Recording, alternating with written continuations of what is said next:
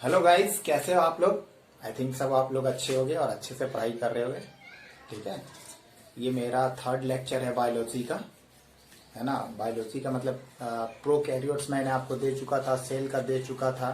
ठीक है, अब बारी है क्या, न्यूक्लियस की। ठीक है, तो उससे पहले मैं स्टार्ट करने से पहले मैं अपने बारे में बताता हूँ। मेरा नाम संजीत भारती है।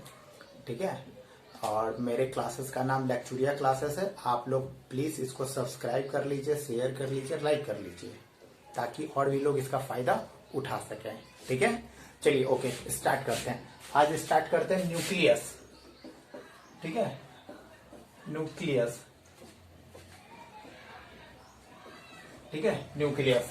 तो न्यूक्लियस होते हैं क्या, देखिए न्यूक्लियस एक ऐसा सेल ऑर्गेनेली है जो कि सेल के इनसाइड रहते हैं।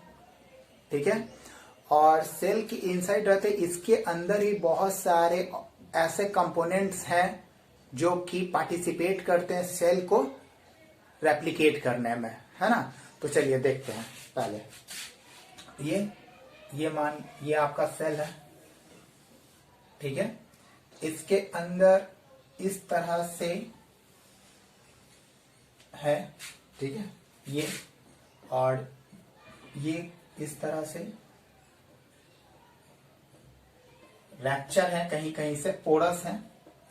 ठीक है,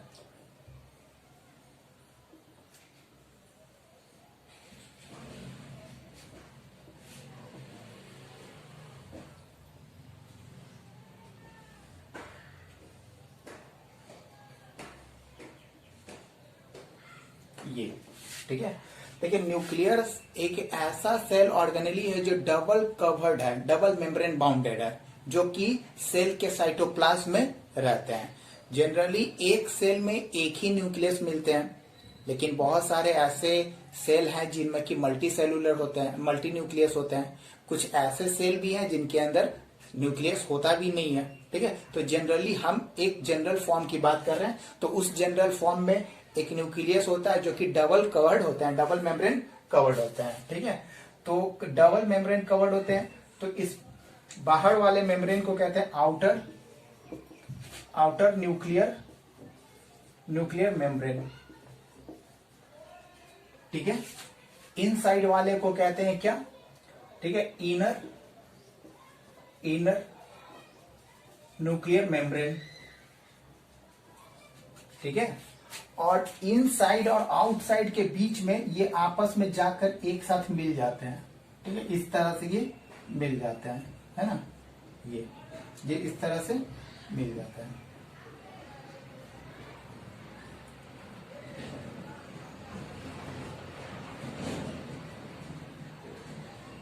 ठीक है, ये तो न्यूक्लियर मेम्ब्रेन जो होते हैं ना, वो कंप्लीटली पोरस होते हैं, डिसकंटिन्यू होते हैं। इनके बीच जो होते हैं वो छोटे छोटे पार्ट्स में डिवाइड हो जाते हैं। डबल मेम्ब्रेन तो है, बट ये डबल मेम्ब्रेन जो होते हैं वो आपस में फ्यूज हो जाते हैं एक जगह पर जाकर। ठीक है, और वहां पर होल जैसा बनाते हैं, पोरस बनाते हैं। ठीक है, इसीलिए जनरली जो होता है ना, वो न्यूक्लियर मेम्ब्रेन को कहते हैं क्या, पोर मेम्ब्रेन। ठीक है, ये nucleus is a porous membrane organelle।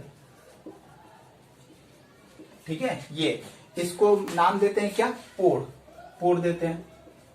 Clear, okay, इसको नाम देते हैं। अब इसके फंक्शन क्या मैं अभी बताऊंगा। ठीक है, आउटर मेम्ब्रेन और इनर मेम्ब्रेन के बीच में ये गैप्स हैं।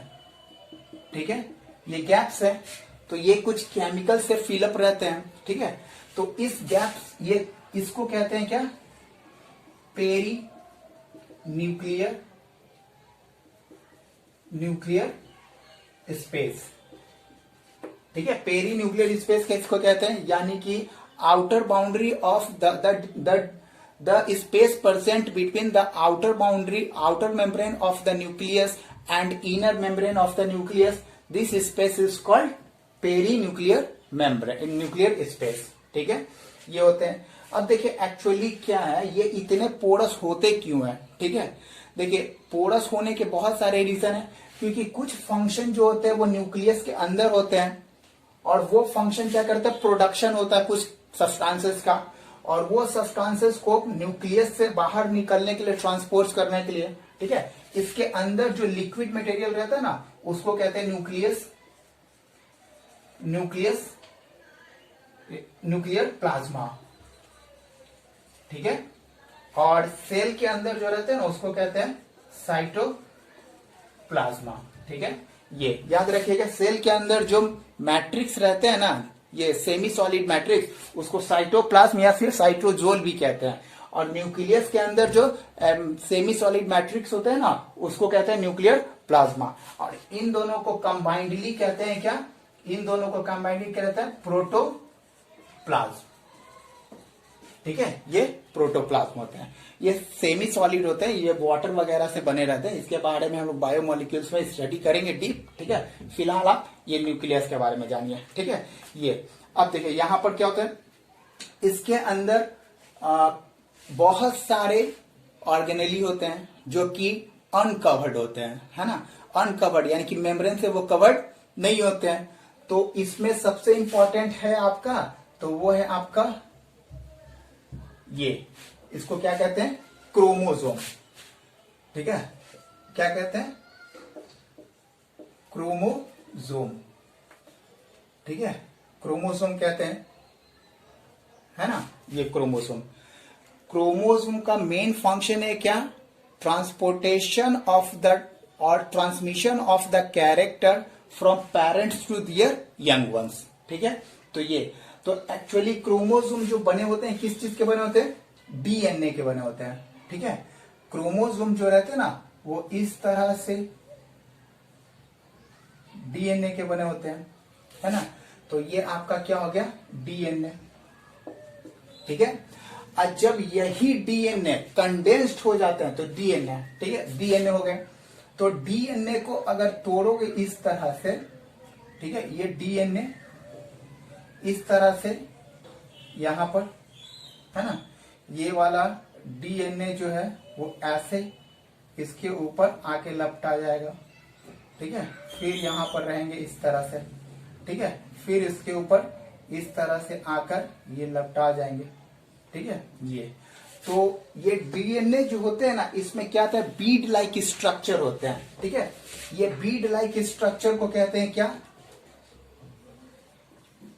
Beed like structure called protein, protein होते हैं, ठीक है। ये बीड लाइक स्ट्रक्चर जो होते हैं वो कोई प्रोटीन होते हैं।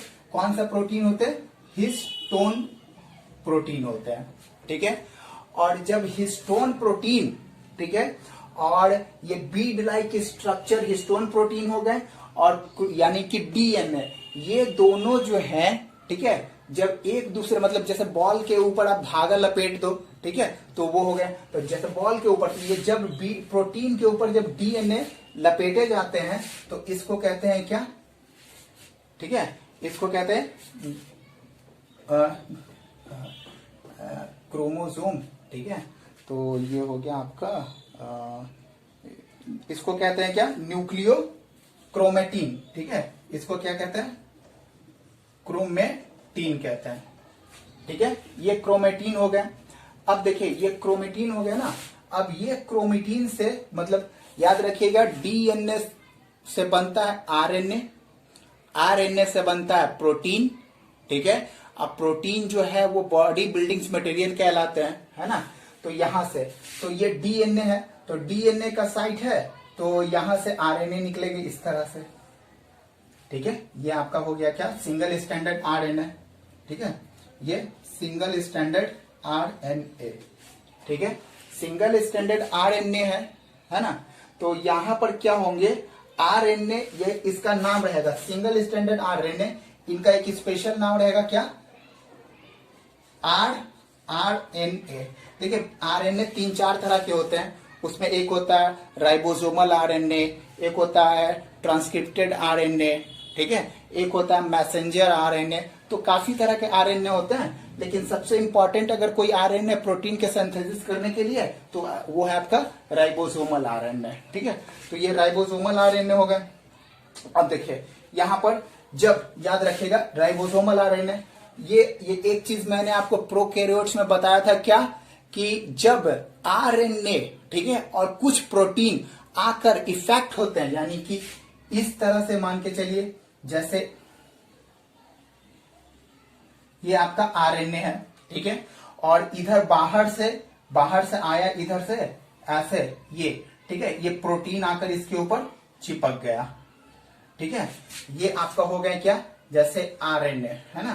तो आरएनए, ठीक है, कौन सा आरएनए, आरएनए और प्लस प्रोटीन, ठीक है, आरएनए और प्रोटीन, यानी कि आरएनए सिंगल फॉर्म में रहते हैं और जब उसके ऊपर प्रोटीन आकर लिपट जाते हैं ना, तो वो एक पैकेट लाइक सब्सटेंस बनाते हैं, ठीक है, और उस पैकेट लाइक सब्सटेंस को एक नया नाम देते हैं राइबोसोम्स, ठीक है।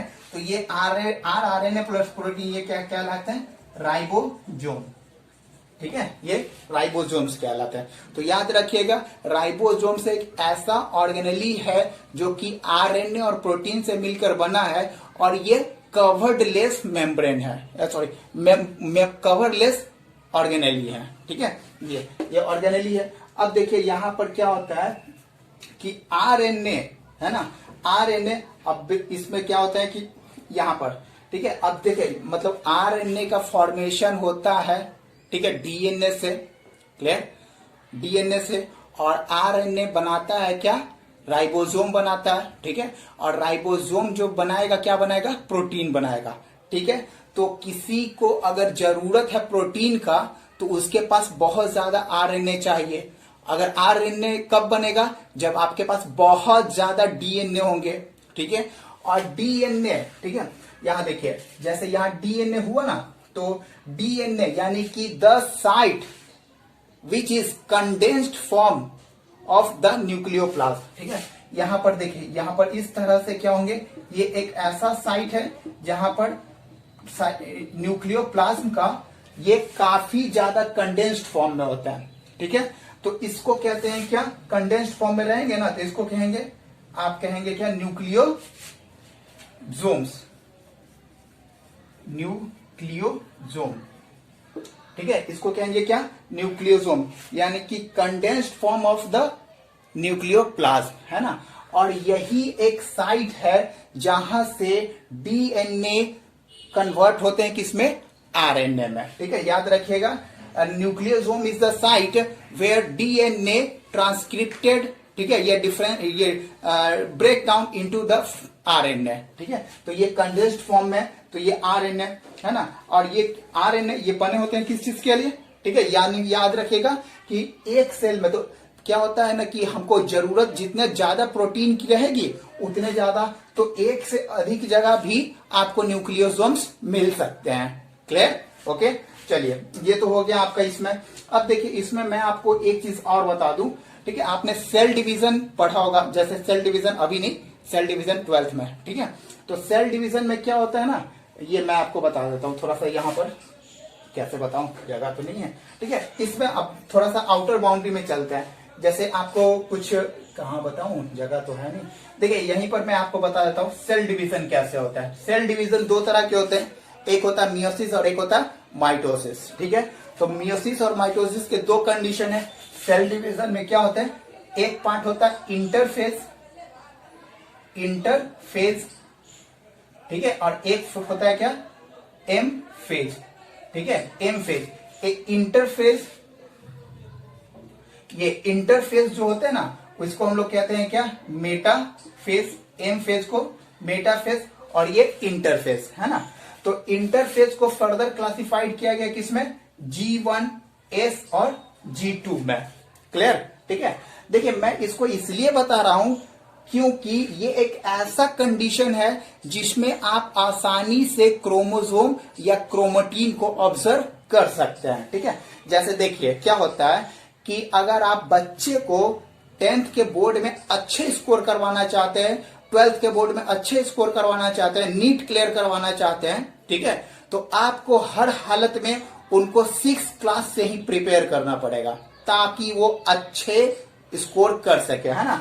तो वही ये इंटरफेज जो है ना, ये एक ऐसा फेज है जिसमें क्या होता है कि सेल जो है ना अपने आप को प्रिपेयर करते हैं डिवीजन के लिए, है ना। तो इंटरफेज में सिर्फ आपको देखने को क्या मिलेंगे, क्रोमेटीन, ठीक है, क्रोमेटीन देखने को मिलेंगे। जबकि आपको एम फेज में आपको देखने को क्या मिलेंगे, एम फेज में आपको क्रोमोसोम देखने को मिलेंगे, है ना। तो इस तरह से इंटर रिलेट करते चलिए 11 12 10th 9th, ठीक है। तो यहां पर ये करते हैं। अब देखिए यहां पर तो ये हो गया, इस तरह से इनका होता है। अब मैं इसको थोड़ा सा रब कर देता हूं, ठीक है।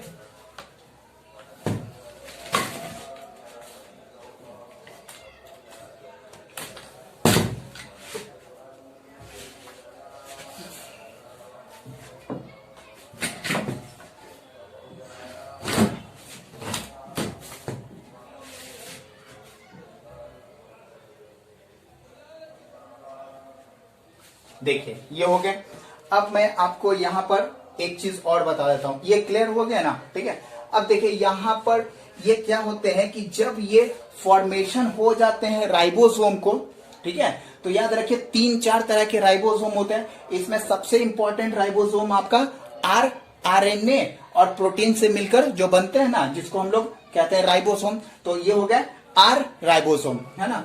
तो आरएनए और आर राइबोसोम। तो ये राइबोसोम क्या होते हैं, यहां से निकलते हैं और सेल के अंदर चले जाते हैं, ठीक है। तो यहां न्यूक्लियस मेम्ब्रेन से एक और मेम्ब्रेन बाउंडेड होता है इस तरह से, ठीक है। ये इस तरह से बाउंडेड होते हैं, फॉर्मेशन होता है इस तरह से, ठीक है। ये इस तरह से फॉर्मेशन होता है। ये इसको कहते हैं क्या, इंडोप्लाज्मिक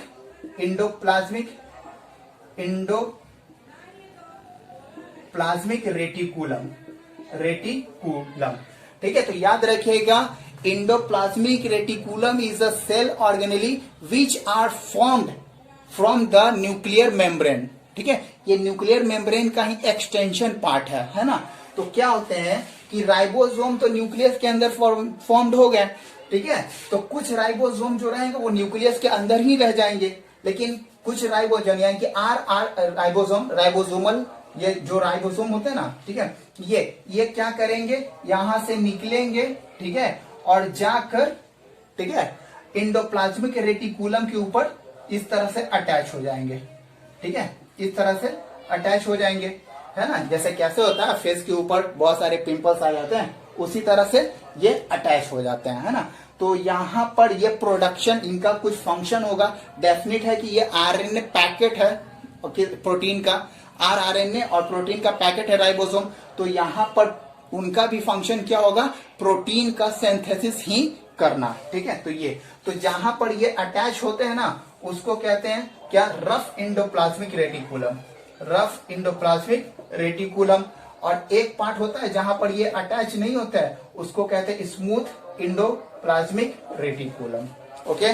लेकिन बहुत सारे राइबोसोम्स जो है ना, वो क्या करते हैं, सीधा निकलते साइटोप्लाज्म में जाते हैं और अपना फंक्शन करते हैं। ये तो यहाँ पर स्पोर का फंक्शन जो होता है वो एकमात्र पैसेज की तरह होता है, जिससे क्या होता है कि बहुत सारे प्रोटीन जो सेल को, ये न्यूक्लियस को चाहिए, वो अंदर जाते हैं, और अंदर जो सब्सटेंसेस का प्रोडक्शन होता है ना, जिसको सेल को चाहिए, वो बाहर आते हैं, ठीक है। तो ये चीज क्लियर हो गया। तो यहाँ पर अगर सबसे इंपॉर्टेंट चीज आपको यहाँ है तो वो है आपका क्रोमोसोम। तो क्रोमोसोम का स्ट्रक्चर थोड़ा सा हम लोग देख लेते हैं। तो अगर ये आप लोग स्टडी कर रहे हैं तो अच्छे से स्टडी करिए ताकि इसको पिक आउट कर सके, ठीक है। तो ये आपका हो गया, याद रखिएगा ये इंपॉर्टेंट है, ठीक है। 2014 के पीएमटी जो हुए थे एग्जाम, ठीक है, उसमें ये क्वेश्चन आया था कि the space present between the outer membrane of the nucleus and internal membrane of the nucleus is called, तो याद रखिएगा पेरी न्यूक्लियर स्पेस, ठीक है। और ये फ्लूइड से फिल्ड होते हैं, ठीक है। चलिए ओके, क्लियर हुआ इतना ना। अब चलते हैं, देखिए मेरे पास बहुत सारे आइडियाज हैं, मैं आपको घर बैठे ही 9, 10, 11, 12 और पीएमटी का प्रिपरेशन करवा दूंगा। बस आप लोग मेरे चैनल को सब्सक्राइब कर लीजिए, ठीक है, ताकि आपको नोटिफिकेशन मिलता रहे और आप मेरे साथ अटैच हो जाइए। आप लोगों को ऑनलाइन और ऑफलाइन क्लासेस की जरूरत है तो मेरे से कांटेक्ट करिए, मैं आपका डिस्क्रिप्शन बॉक्स में अपना कांटेक्ट नंबर डाल दूंगा, ठीक है। अब चलिए देखें, मैंने बताया क्या, ये हो गए इस तरह से होते हैं आपका क्या, क्रोमोसोम, है ना, क्रोमोसोम है ये इस तरह से, ये क्या कहलाएंगे, क्रोमोसोम, ठीक है, ये क्रोमोसोम हो गए। तो एक्चुअली क्रोमोसोम जो है ना वो इस तरह से हुए कैसे हैं, ठीक है, देखिए क्या होते हैं, न्यूक्लियस, न्यूक्लियस, तो न्यूक्लियस बहुत छोटू सा है, बहुत छोटू सा, ठीक है, 1.6 इंटू 10⁻⁻⁶ मीटर का है, ठीक है ये, और इसका जो डिस्टेंस है ना करीब करीब 2.2 मीटर के है। तो इतने लंबे, ठीक है, इतने लंबे, यानी कि ये जो हमारा जो डीएनए होता है ना पूरे एक सेल में, ठीक है, ये डीएनए है ना करीब करीब 2.2 मीटर के होते हैं, है ना। तो इतने छोटू से न्यूक्लियस में कैसे हो जाते हैं, तो इसका भी रीजन है। तो द डीएनए, ठीक है, कंबाइंड इट सेल्फ, जैसे क्या होता है कि जब डीएनए जो होते हैं वो इस तरह से कंडेंस हो जाते हैं अपने आप को, है ना, इस तरह से कंडेंस कर लेते हैं कि ये छोटे से क्रोमोसोम का फॉर्मेशन कर लेते हैं, ठीक है। याद रखें यहां पर क्या आएंगे, यहां पर इस तरह से, ये इस तरह से आएंगे, क्या आएंगे, क्रोमेटीन आएंगे, है ना, ये क्रोमेटीन अपने आप को इस तरह से करके आएंगे, ये इस तरह से, ठीक है, ये इस तरह से क्रोमेटीन अपने आप को कंडेंस करते हुए आएंगे, और इसी कंडेंसेशन के कारण क्रोमोसोम का फॉर्मेशन होता है, ठीक है। तो ये पढ़ेंगे हम लोग, ठीक है, इसके बारे में पूरा डिटेल्स पढ़ेंगे। फिलहाल ये मैं आपको आउटर स्ट्रक्चर न्यूक्लियस को दे रहा हूँ, ठीक है, इसके अपर आर्म, इसके लोअर आर्म, ठीक है, ये कैसे क्रॉस सेक्शन किया जाता है वो सब मैं बताऊंगा। तो इनका साइज भी याद रखिएगा, ठीक है, साइज वेरी भी करता है ना। तो ये हो गया। अब देखिए यहां पर क्या होते हैं, जैसे मान के चलो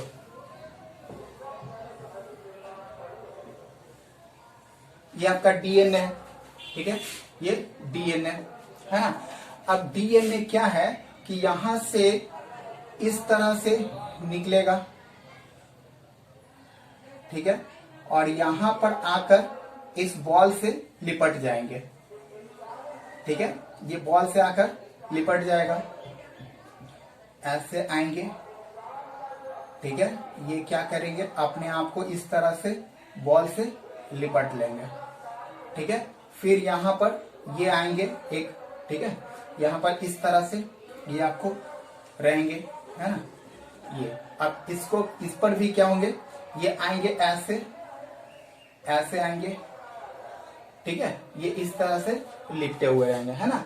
तो ये डीएनए, ठीक है, जब क्रोमेटीन यानी कि बीट्स लाइक की स्ट्रक्चर के साथ सिंगल थ्रेड के फॉर्म में रहता है ना, तो इसको कहते हैं, क्या कहते हैं, क्रोमेटीन, ठीक है। याद रखिएगा न्यूक्लियस का, nucleus was discovered by Robert brown, ठीक है, इन 1831, ठीक है, 1831। बट ये आपका क्रोमेटीन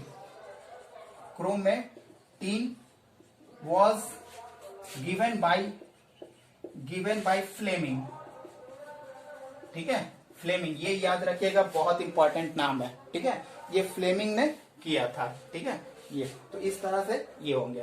तो ये क्रोमेटीन हो गए, है ना, और यही क्रोमेटीन जो है ना क्या होंगे, जाकर आगे ये क्रोमेटीन है ना इस तरह से, ये क्रोमेटीन इस तरह से लपटाता हुआ, ठीक है, ये जाएंगे और यहां पर इस तरह से कंडेंस्ड फॉर्म में हो जाएंगे और फॉर्म करेंगे क्या, क्रोमोसोम्स के। तो याद रखिएगा ह्यूमन बींग्स में नंबर ऑफ क्रोमोसोम कितने होते हैं, 46 होते हैं, यानी कि 23 पेयर, ठीक है। तो ये 23 में 22 और प्लस एक्स और वाई, ये जो भी है, ठीक है, ये आपका होगा, ठीक है। तो ये अलग चीज है, ये मैं इसके बारे में सारा डिटेल्स आपको देता हूं। तो इतना आपको क्लियर है ना, ठीक है। तो डीएनए आपका बनता है किससे, डीऑक्सी, याद रखिएगा यहाँ पर डीएनए, तो ये सब क्लियर है ना आपको। डीएनए का होता है डीऑक्सी, ठीक है, राइबो न्यूक्लिक एसिड, ठीक है, और आरएनए, ठीक है, राइबो न्यूक्लिक एसिड, है ना।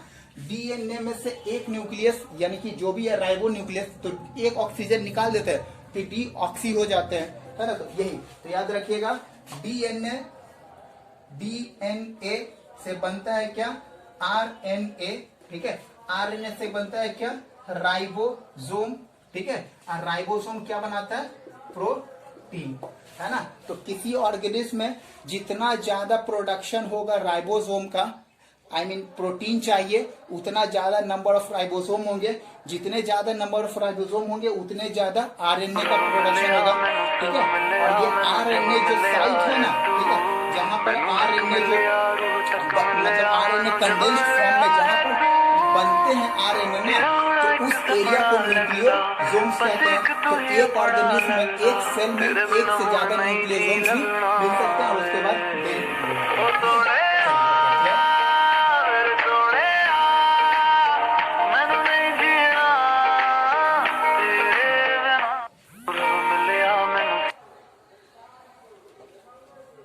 हुआ, ठीक है। ये एनसीईआरटी, ठीक है, ये इस तरह के क्रोमोसोम होते हैं, ठीक है, ये आपके क्रोमोसोम है। लेकिन ये तो हम लोग जनरली पढ़ते हैं, ठीक है, लेकिन एनसीईआरटी के बुक में आपको इस तरह का क्रोमोसोम दिया हुआ है, ठीक है, ये है ना। तो ये क्रोमोसोम है, देखिए कुछ नहीं है, ये सिंगल क्रोमोसोम है, सिंगल क्रोमोसोम है, क्रोमोसोम है, जबकि ये doubling of chromosome, doubling of chromosome, chromosome, है ना। दोनों एक ही चीज है, लेकिन दोनों जो है वो अलग अलग फेज में दिखाई देते हैं। ये कुछ और फेज में दिखाई देंगे, ठीक है, ये कुछ और फेज में दिखाई देंगे, है दोनों एक ही चीज, ठीक है। ये बाद में चलकर ये इस तरह के बन जाएंगे। देखो क्या होता है ना कि जब सेल डिवीजन होता है ना, तो नए डॉटर सेल का फॉर्मेशन करना रहता है, ठीक है। तो न्यूक्लियर अपने न्यूक्लियर मतलब न्यूक्लियस अपने आप को जो भी जेनेटिक मटेरियल है ना उसको भी डबल करता है, क्योंकि अगर डॉटर सेल का फॉर्मेशन करना है तो सब कुछ इक्वली डिस्ट्रीब्यूशन करने पड़ेंगे। तो पहले ये डीएनए को तो इक्वली, क्रोमोसोम को तो इक्वली डिस्ट्रीब्यूट कर लें। तो इस कारण से ये सिंगल क्रोमोसोम जो है पहले अपने आप को डबल क्रोमोसोम में कन्वर्ट करते हैं, और फिर उसके बाद वो अलग अलग सेपरेट होते हैं और डॉटर सेल में चले जाए, डॉटर सेल का फॉर्मेशन करते हैं, ठीक है। तो पहले ये देख लेते हैं, जैसे कि आप अगर आप देखेंगे तो ये कुछ नहीं, दोनों एक ही चीज है ना। इसको कहेंगे क्या, ये वाला जो पार्ट है इसको कहेंगे सेंट्रोमेयर, सेंट्रोमेयर, ठीक है, सेंट्रोमेयर। देखिए यहां भी ये भी क्या है, सेंट्रोमेयर ही है, सेंट्रोमेयर ही है, और वहां भी सेंट्रोमेयर है, बट ये सिंगल क्रोमोसोम है और ये डबलिंग ऑफ क्रोमोसोम है ना। तो ये भी एक ही क्रोमोसोम और ये भी एक ही क्रोमोसोम माने जाएंगे। यानी कि कैसे पता चलेगा कि ये डबल क्रोमोसोम सिंगल है और ये सिंगल क्रोमोसोम भी एक ही है ना। तो ये पता चलते हैं on the basis of number of centromere, centromere, ठीक है। सेंट्रोमेयर के काउंटिंग के बेसिस पर हम लोग डिसाइड करते हैं कि कितने नंबर ऑफ क्रोमोसोम है, ठीक है। तो ये तो अपर वाले इस पार्ट को कहते हैं क्या, क्यू, सॉरी क्यू नहीं, पी, ठीक है, इसको कहते हैं पी आर्म, ठीक है, और नीचे वाले को कहते हैं क्यू आर्म, है ना। इस तरह से, और इसके ऊपर थोड़ा सा एरिया होता है, ये वाला एरिया, ठीक है, नीचे भी एरिया वो होता है ना। तो इसको कहेंगे क्या, टेलोमेयर, क्या कहेंगे, टेलोमेयर, ठीक है। ये टेलोमेयर आपके कहलाते हैं। देखिए अब टेलोमेयर कहलाते हैं, है ना। तो इनके अलग अलग कंडीशन भी होते हैं। देखिए कैसे होते हैं, जैसे क्या होता है ना कि मान के चलो कि जैसे ये सेल का है, ठीक है, इसमें क्या है, इस तरह से क्रोमोसोम है, सिंगल क्रोमोसोम है ना, सिंगल क्रोमोसोम है, और इसको डबल करना यानी कि डॉटर सेल में कन्वर्ट करना है। तो क्या करेंगे, तो डॉटर सेल में कन्वर्ट करने के लिए सबसे पहले क्या करेंगे, ये अपने आप को डबल करेंगे, इस तरह से डबल करेंगे, ठीक है। तो डबल करेंगे और उसके बाद क्या होगा कि इनके पास यहां पर एक रहता है, ठीक है, ऊपर भी रहते हैं और इसको ऊपर भी कहते हैं, ठीक है। तो इसको कहते हैं क्या, सेंट्रोजोम, है ना, ये आपका सेंट्रोजोम, ठीक है। ये सेंट्रोजोम होते हैं, क्या करते हैं कि सेंट्रोजोम जो है ना वो स्पाइंडल फाइबर का फॉर्मेशन करते हैं। यहां से स्पाइंडल फाइबर ये ऐसे आएंगे और यहां से स्पाइंडल फाइबर ये आएंगे, इसको कहेंगे क्या, स्पाइंडल फाइबर, ठीक है। इसको क्या कहेंगे, स्पाइंडल फाइबर, है ना। तो स्पाइंडल फाइबर क्या करेंगे, ये ऐसे मान के चलिए, ये हुआ, ठीक है, ये ऐसे हुए, है ना। तो स्पाइंडल फाइबर जो है यहां से इस क्रोमोसोम को क्या करेंगे, यहां चले आएंगे, ठीक है, इधर आएंगे, उसके बाद ये इधर आएंगे और ये इधर आएंगे। स्पाइंडल फाइबर जो है, ठीक है, क्या करेंगे, इसको अपने तरफ खींचेंगे और ये वाला स्पाइंडल फाइबर इसको अपने तरफ खींचेंगे, है ना। तो इनका जेनेटिक मटेरियल यानी कि क्रोमोसोम जो है वो 1 से 2 हुआ, ठीक है, और फिर उसके बाद दोनों जो है वो टूटे, ब्रेक हुए और अलग अलग चले गए और बाद में ये जाकर इस तरह से यहां पर ये हो गए, ठीक है, और यहां पर ये डॉटर, इस तरह से डाउटर सेल का फॉर्मेशन होता है, ठीक है। तो ये तो इनको डाउटर सेल अगर बनाने होते हैं तब ये अपने आप को डबलिंग करते हैं, है ना। एनसीईआरटी में आपको ये पिक्चर है, ठीक है, जबकि जनरली हम लोग ये, तो आप लोग को अगर ये पिक्चर ये आपको देखना है, ठीक है, ये आपको देखना तो आपको मेटाफेज में आपको ये देखने को मिलेंगे, ठीक है, और इंटरफेज में ये देखने को मिलेंगे, ठीक है। उसमें भी आते हैं, टेलोफेज आते हैं, ये सारा फेज आता है, ठीक है। तो ये तो इस बेसिस पर इनको यहां पर हो गया। अब देखिए ये याद रखिएगा, ये स्पाइंडल फाइबर आखिर फिर गायब कहां हो जाते हैं, है ना। तो स्पाइंडल फाइबर एक्चुअली बने हुए किस चीज के, प्रोटीन के बने हुए हैं, ठीक है। और जब ये इनका कंप्लीटली फॉर्मेशन हो जाता है डाउटर सेल में, तो वो स्पाइंडल फाइबर जो होते हैं वो डाइजेस्ट कर लिए जाते हैं, ब्रेक डाउन हो जाता है उनका, ठीक है। तो ये तो चले जाते हैं, तो इस तरह से इनका होता है। अब देखिए इनमें क्या है, ठीक है, क्रोमोसोम के शेप जो है वो अलग अलग कंडीशन में अलग अलग तरह के होते हैं। चलिए उनका शेप देख लेते हैं थोड़ा, ठीक है। ये शेप देखते हैं कैसा कैसा उनका शेप है, ठीक है।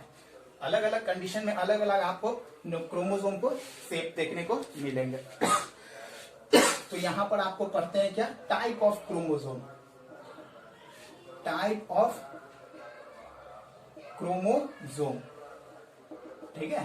तो टाइप ऑफ क्रोमोसोम यानी कि distance of the arms from its centromere. ये टाइप ऑफ क्रोमोसोम जो है वो कंप्लीटली बेस्ड है क्या, डिस्टेंस ऑफ द आर्म यानी कि length of the arm from its centromere, ठीक है। इसके सेंट्रोमेयर के से जो लेंथ होंगे आर्म्स के ना, उसके बेसिस पर क्रोमोसोम को अलग अलग पार्ट में क्लासिफाइड किया गया, ठीक है। तो पहला जो होता है मैं आपको बता देता हूं, जैसे ये है, ठीक है, तो यहां से ये हुए, ठीक है, यहां से ये हुए, है ना, ये आपका हुआ और ये आपका हुआ, ठीक है। ये फर्स्ट कंडीशन। सेकेंड कंडीशन में क्या होंगे, सेकेंड कंडीशन आपका होंगे क्या, ये इस तरह से, ठीक है, ये हो गया, ये हो गया सेकेंड कंडीशन, ठीक है। थर्ड कंडीशन में क्या होंगे, इस तरह से होंगे, ये हो गया,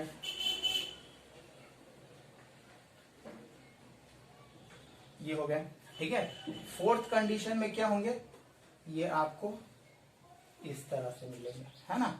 तो देखिए इसमें क्या है, यहां पर जो है वो Q, सॉरी ये P और Q यानी कि P इक्वल टू Q होंगे, ठीक है। इसमें क्या होंगे, P is smaller than Q, ठीक है। इसमें भी क्या है, P is smaller than Q और यहाँ P जो है वो है ही नहीं यानी कि एब्सेंट, ठीक है। तो सिर्फ यहाँ क्या है, यहाँ पर आपको Q है ना। तो इनके ये है, तो इनका मीनिंग क्या हुआ, मेटासेंट्रिक, ये कहलाते हैं मेटासेंट्रिक। ठीक है, ये मेटासेंट्रिक, ये आपका कहलाएंगे सब मेटासेंट्रिक, मेटासेंट्रिक। ठीक है, ये आपका कहलाएंगे ऑटो, ये आपका कहलाएंगे एक्रोसेंट्रिक, एक्रोसेंट्रिक।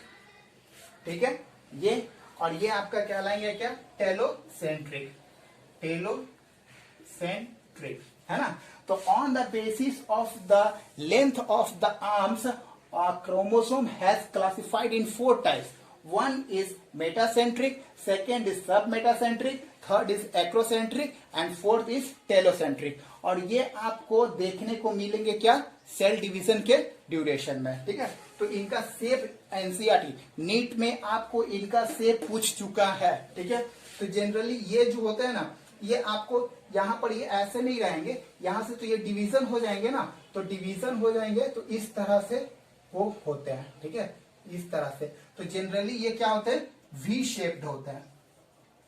ठीक है, याद रखिएगा, शेप्ड जो है वो आपका नीट में पूछ चुका है। ठीक है, ये शेप, इसको ध्यान से देखिएगा, तो ये अगर ऐसे है, ठीक है, तो ये ऐसे हुआ। ठीक है, और ये आपका ऐसे हुआ। तो देखिए ये लग रहे हैं ना एल जैसे, एल जैसे लग रहे हैं ना भाई, झूठ नहीं बोल रहा हूं। ठीक है, झूठ बोलकर क्या मिलेगा, थोड़ी सी बेइज्जती हो जाएगी, लेकिन आपको उससे ज्यादा नुकसान होगा ना। ठीक है, तो ये आपका कहलाते हैं एल शेप। ठीक है, और ये आपका कहलाते हैं क्या, ये आपको ध्यान से देखिएगा, तो ये आपको इस तरह से ये, ठीक है, ये जे शेप कहलाते हैं, जे शेप, है ना ये। और यहां तो बिल्कुल गायब है ना। तो ये ध्यान से देखिएगा, तो ऐसे आपको ये ऐसे मिलेंगे, इसको कहते हैं क्या, आई शेप्ड। ठीक है, ये आई शेप्ड होते हैं, और ये शेप्ड जो होते हैं वो अलग अलग सिचुएशन में अलग अलग दिखाई देते हैं। ठीक है, याद रखिएगा। ओके, और यही सब है यहाँ पर। याद रखिएगा, रिप्रोडक्शन के समय ही क्रोमोसोम अपने आप को डबल करते हैं, अनटिल ये ऐसा नहीं करते हैं। ठीक है, ओके, चलिए ये न्यूक्लियस आपका खत्म हुआ। फिर इसका जो भी मॉलिक्यूलर स्ट्रक्चर होंगे मैं आपको मॉलिक्यूलर्स वाले में बताऊंगा। ठीक है, ओके, चलिए, थैंक यू।